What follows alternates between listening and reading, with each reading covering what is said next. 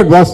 నేను అడిగిన దాకా ఎవరు అడగకండి ప్లీజ్. నా చేతిలో కేటీఆర్ గారు, మీ పార్టీ పందా రోజు రోజుకు మారిపోతున్నట్టు కనబడుతుంది. ఎందుకంటే ఉద్యమ సమయంలో మీరు హింస అనేది లేకుండా ఉండాలి అని ఒక పందాతోటి వెళ్ళారు. కానీ ఇప్పుడు బాల్కా సుమన్ లాంటి వాళ్ళు మిలిటెంట్ విధానమే మాకు కావాల్సింది ఒక ప్రకటన చేశారు. సెకండ్ క్వశ్చన్, మీరు అధికారంలోకి వస్తే ఫ్యూచర్స్ని రద్దు చేస్తారా? 2 క్వశ్చన్లు అడిగారా? మా పార్టీ యొక్క పందా ఏం మారలేదు బ్రదర్. మొదటి నుంచి ఇప్పటివరకు కేసీఆర్ గారు చెప్పింది శాంతియుత పద్ధతిలో ఒక చుక్క రక్తం చిందించకుండా తెలంగాణ సాధించాలి, ప్రజాస్వామ్య పద్ధతుల్లోనే ముందుకు పోవాలనే దృక్పథంతోనే పోయాము. అట్లాగే ఈరోజు కూడా ఉన్నాం. సరే, బాల్కా సుమన్ గారు మాట్లాడిన మాటల గురించి మీరు అడిగారు. బాల్కా సుమన్ గారి గురించి మాట్లాడిన మాటల గురించి అందులో ఏం అనుమానం ఏం లేదు. వారు డెఫినెట్గా పొరపాటుగానే మాట్లాడారు. అందులో ఏమాత్రం మీకు అనుమానం కూడా అక్కర్లేదు. మిలిటెన్సీ స్పిరిట్తో పనిచేయాలన్నారేమో కానీ మిలిటెంట్ పోరాటాలు చేయాలన్నారని నేను అనుకోవట్లేదు. ఒకవేళ అనింటే తప్పు, ఒకవేళ ఆయన అనింటే అది 100% తప్పు. దానిలో ఏకీభవించే సమస్య లేదు. కానీ రెండో మాట నేను అడిగేది బ్రదర్, సరే బాల్కా సుమన్ గారు ఆ మాట అన్నారని చెప్పి ఆయన తీసుకుపోయి జైల్లో పెట్టారు. నేను అడుగుతా ఉన్నా రమేష్ గారు, మీరు క్రైమ్ బీట్ కూడా చూశారు ఇదివరకు. ఒక మాజీ ఎమ్మెల్యే ఇప్పుడు ప్రస్తుతం కాంగ్రెస్లో ఉన్నారు ఆయన, హరీష్ రావు గారి క్యాంప్ ఆఫీస్ని తగలబెడతా అన్నాడు, దాడి చేశారు. కేసీఆర్ గారి గజ్వేల్ క్యాంప్ ఆఫీస్ని తగలబెడతా అన్నాడు. ఆయన మీద కనీసం కేసు అన్న పెట్టారా? అట్లాగే ఇంకో ఎమ్మెల్యే జడ్చర్ల ఎమ్మెల్యే గారు, అక్కడ ఒక ఫార్మా కంపెనీ ఉంటే దాన్ని తగలబెడతా అన్నాడు. ఎమ్మెల్యే గారు, సిట్టింగ్ ఎమ్మెల్యే బాల్కా సుమన్, మాజీ ఎమ్మెల్యే. ఏం యాక్షన్ తీసుకున్నారు? అట్లాగే మొన్న ఒక ఎమ్మెల్యే గారు చెయ్యి నరికేస్తానో ఏదో అన్నాడు. ఏం యాక్షన్ తీసుకున్నారు? నేనేమంటున్నా అంటే జస్టిస్ అయినా లా అండ్ ఆర్డర్ అయినా సెలెక్టివ్గా ఉంటే కుదరదు. బాల్కా సుమన్ మాట్లాడింది తప్పని మీరు భావిస్తే మరి ముఖ్యమంత్రి గారు స్వయంగా అన్నారు కదా మా జెండా దిమ్మెలు కూల్చాలని. అది హింస కాదా? ఎవరు ముఖ్యమంత్రి గారు ఆ మాట అనడానికి? రాష్ట్ర ముఖ్యమంత్రి, హోంమంత్రి స్వయంగా బీఆర్ఎస్ జెండా దిమ్మెలు కూల్చండి అని పిలుపునిస్తాడా? మరి అది కేసు పెట్టరా ఆయన మీద? ఇంకోటి ఆయన మాట్లాడే రోత భాష మీద, కేసీఆర్ చావును కోరుకుంటూ కేసీఆర్ గారి మీద మాట్లాడే దరిద్ర భాష మీద ఎన్ని కేసులు పెట్టాలి? కాబట్టి కేవలం బాల్కా సుమన్ మాట్లాడిన దాన్ని ఒక ఫ్రేమ్లో చూపెట్టి మరి కాంగ్రెస్ నాయకులు బారా ఖూన్ మాఫ్ అంటే అది కుదరదు. ఈ రాష్ట్రంలో లా అండ్ ఆర్డర్ అందరికీ ఒకటే ఉండాలి, అందులో అనుమానమే లేదు. మీరు ఫ్యూచర్ సిటీ గురించి అడిగారు బ్రదర్. మీరు first of all please get out of that mind set. అది ఫ్యూచర్ సిటీ లేదు, గడిది గుడ్డు లేదు, అక్కడ ఏం లేదు. It was land that was acquired for pharma city. Hyderabad pharma city కోసం 14,000 ఎకరాలు ల్యాండ్ అక్విజిషన్ చట్టాన్ని వినియోగించి మేము ఆ ల్యాండ్ తీసుకున్నాం. 7 సంవత్సరాలు పట్టింది ఆ ల్యాండ్ సేకరించడానికి. It was conditional land acquisition. Conditional to what? Conditional to setting up pharma park, pharma units. ఇవాళ ఫార్మా సిటీ లేదు, ఏమీ లేదు. మేము అక్కడ జూ పెడతాం, వంతారం తీసుకొస్తాం, మేము అక్కడ ప్లాట్లు ఇస్తాం, రియల్ ఎస్టేట్ వ్యాపారం చేస్తాం. భయ నేనేమంటున్నా అంటే జర్నలిస్టులకు ఇళ్ల స్థలాలు ఇవ్వాలన్న ప్రేమ ముఖ్యమంత్రి గారికి ఉంటే మంచిర్యాలలో ఇవ్వండి, బుద్వేల్లో ఇవ్వండి, బ్రహ్మాండమైన జాగాలు ఉన్నాయి, ప్రభుత్వ స్థలాలు ఇవ్వండి. మేమెందుకు వద్దంటాం?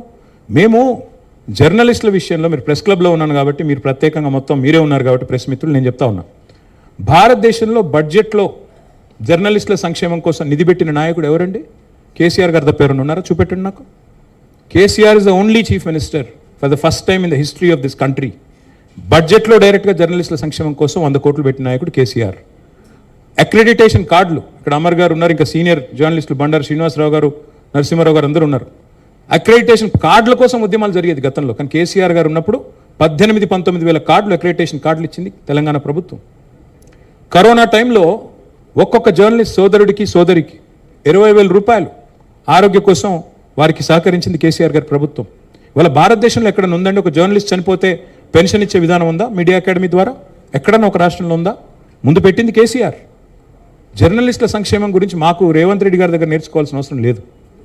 రేవంత్ రెడ్డి గారు ఇవాళ ఇళ్ల స్థలాలు ఇవ్వాలి అనుకుంటే నేను వారికి విజ్ఞప్తి చేస్తా ఉన్నా, మా పార్టీ తరపున ఉత్తరం రాయమంటే కూడా రాస్తా, నిరభ్యంతరంగా ఇవ్వండి. ఎవరొద్దంటున్నారు? పేట్ బషీరాబాద్ ల్యాండ్ మా ప్రభుత్వంలో ఉన్నప్పుడు, జవహర్ సొసైటీ అనుకుంటే దాని పేరు, మా ప్రభుత్వంలో ఉన్నప్పుడు కేసీఆర్ గారి దగ్గరికి మీరందరూ వచ్చి అప్పీల్ చేస్తే అప్పుడు చీఫ్ జస్టిస్గా ఉన్న ఎన్వి రమణ గారితో కూడా కేసీఆర్ గారు ప్రత్యేకంగా మాట్లాడారు. సార్ మన జర్నలిస్టులు కొద్దిగా చూడండి అని, ఏమైనా మేలు చేయగలిగితే చేయండి అని రిక్వెస్ట్ చేశారు. అంటే కేసీఆర్ గారు మీకు న్యాయంగా, ధర్మబద్ధంగా, చట్టబద్ధంగా మీకు స్థలాలు ఇవ్వాలని పరితపించిన వ్యక్తి కేసీఆర్. ఇవాళ ఆ పరిష్కారం ఇంకా కాలేదు కదా సమస్యది. ఇవాళ ఎక్కడో ఇస్తాం ఫ్యూచర్ సిటీ అంటే ఫ్యూచర్ సిటీ ఎక్కడుందండి? ఎక్కడుంది అసలు future city? Yes, I agree with Harish Rao 100%. Future city లేదు, ఏదీ లేదు. మీరే డ్రామాలు ఆడుతున్నారు. హైకోర్టులోనేమో ఫార్మాసిటీ ఉందని చెప్తారు. మీరు చూడండి, కావాలంటే అఫిడవిట్ తీసుకోండి. ప్రభుత్వం ఇచ్చిన అఫిడవిట్ హైకోర్టులో ఉందండి, ఫార్మాసిటీ అక్కడే ఉంది అని చెప్తారు. మరి మీరు వెళ్ళి జర్నలిస్టులు అందరూ ఫార్మా మ్యానుఫ్యాక్చరింగ్ యూనిట్ల పక్కన ఇల్లు కట్టుకుంటారా? నేను అడుగుతా ఉన్నా, మీకు సమ్మతమేనా? అక్కడ ఉంటారా? నేనేమంటున్నా అంటే ఏదో బుకాయించడానికి, బట్టగాల్చి మీదేయడానికి ఏది పడితే అది మాట్లాడితే కుదరదు రమేష్ గారు. ముఖ్యమంత్రి గారికి ప్రభుత్వానికి చిత్తశుద్ధి ఉంటే ముందు పేట్ బషీరాబాద్ ల్యాండ్ ఇవ్వండి, నెంబర్ 1. నెంబర్ 2, మంచిరేవులలోనో లేకపోతే బుద్వేల్లోనో మంచి స్థలం ఏదైనా తీసి 100 ఎకరాలు ఇవ్వండి. ఎంతసేపు అమ్ముకోవడమేనా? ఇవ్వండి, మేమెందుకు వద్దంటాం. ఇంకోటి, మా గవర్నమెంట్ ఉన్నప్పుడు మేము జిల్లాల్లో చాలా వరకు ఇళ్ల స్థలాలు ఇచ్చాం. హైదరాబాద్లో ఇవ్వలేకపోయాం, ఎందుకంటే ఇక్కడ కాస్ట్లీ ల్యాండ్స్, ఆ పరిష్కారం కూడా జరగలేదు, ఇంకప్పటికి న్యాయ పోరాటం జరుగుతుంది కాబట్టి ఇవ్వలేకపోయాం. హరీష్ రావు గారు అన్న దానిలో ఏ తప్పు లేదు. That land acquisition was conditional. Tomorrow any kind of misadventure the government does, డెఫినెట్గా it has to be stopped. It was for industrialisation. అది కాకుండా దేనికి వినియోగించుకోవడానికి జూ పార్క్ పెడతానంటాడు ఏందండి ఆయన. 100 తారాకు 3000 ఎకరాలు ఇస్తాడా? అది ఎంత కాస్ట్లీ ల్యాండు? నీకు అంత ఉబలాటం ఉంటే ఎక్కడో ఇవ్వు, దూరంగా ఇవ్వు. ఎట్లా ఇస్తారండి నాకు అర్థం కాదు. Thank you. ఒక్క నిమిషం ప్లీజ్. ఆశిష్, స్పీకర్ గారు ఇక్కడ ఉన్నారు. రెగ్యులర్గా అడిగే వాళ్ళకి ఛాన్స్ తక్కువ, ఎప్పుడు అడగని వాళ్ళకి ఇస్తాం. ప్లీజ్ ఒక నిమిషం ఆగు. ప్లీజ్ బీ డిసిప్లిన్ భయ్. అరే బీ డిసిప్లిన్, ఆగండి మీరు, ఆగండి. Okay right Ashish please. Sir, press క్లబ్లో ప్రెస్ వాళ్ళు కొట్లాడుకుంటే ఎట్లబ్బా మీరు? అసెంబ్లీ ఏమన్నా? sir. Ashish bhai, bolo. I have a two-part question. Ji. First about Pawan Kalyan. Yesterday we witnessed, in fact, all the channels. उसका जवाब मैं तेलुगु में देना चाहता हूँ. Yeah, you can choose whatever language. But I just wanted to understand, Pawan Kalyan in fact specifically names BRS. He says that BRS has changed its name from TRS. They have constituted party unit in Andhra Pradesh. While they have constituted party unit in Andhra Pradesh, now they are opposing Janasena activities in Telangana. Where did we oppose it? Where did we oppose it? That's what Pawan Kalyan says. It has. He didn't say it, by the way. Don't put words in his mouth. No, He didn't say it. He has mentioned BRS. He has sir. not mentioned BRS at all. He did not say it. Let me answer Yes. your question first. Let me answer this question first. See, తెలుగులో చెప్తాను, మీకు కూడా కొద్దిగా తెలుగు వస్తుంది కాబట్టి. See, ఈ దేశంలో ఏ నాయకుడైనా ఏ నాయకురాలైనా ఒక పార్టీ పెట్టవచ్చు. పార్టీ పెట్టి ఎక్కడైనా పోటీ చేయవచ్చు. ఏ ప్రాంతంలో అయినా ఏ రాష్ట్రంలో అయినా నిరభ్యంతరంగా పోటీ చేయొచ్చు. ప్రజాస్వామ్య భారతదేశంలో అది అందరికీ ఉన్న హక్కు, రాజ్యాంగం ఇచ్చిన హక్కు, బాబాసాహెబ్ అంబేద్కర్ ఇచ్చిన హక్కు, అందులో ఏం అనుమానం అక్కర్లేదు.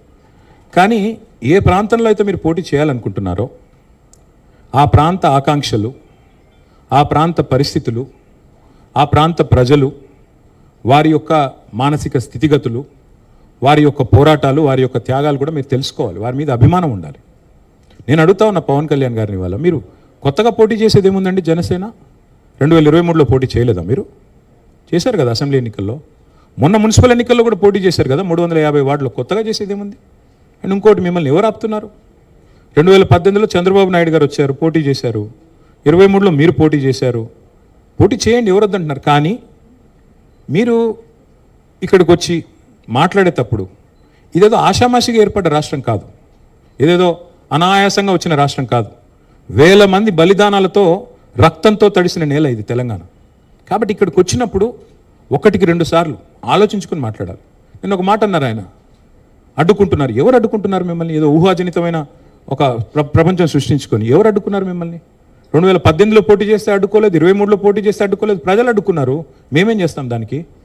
ఒకటి మాత్రం పక్కా, పవన్ కళ్యాణ్ గారైనా ఎవరైనా సరే తెలంగాణ ఆవిర్భావ దినోత్సవం రోజు వచ్చి ఇక్కడ మేము సభ పెడతాం. అది కూడా గతంలో నేను తెలంగాణ ఏర్పడ్డప్పుడు నాకు ఆ విభజించిన పద్ధతి నచ్చలేదు. ఒక ఆయన అంటాడు తల్లిని చంపి బిడ్డను బతికించారంటాడు.